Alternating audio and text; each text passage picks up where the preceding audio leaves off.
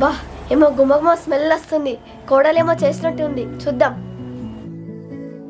ఏం వండుతున్నావే? కూర గుమగుమ వాసన వస్తుంది. ఏం లేదు అత్తయ్య గారు, మీకు ఇష్టమని పన్నీర్ కూర చేశా.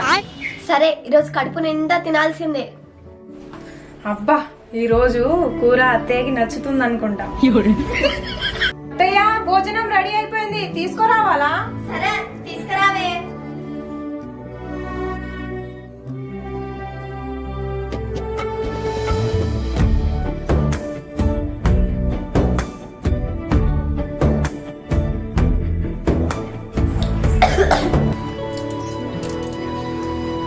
ఇది కూరలో ఏం పెట్టినావే?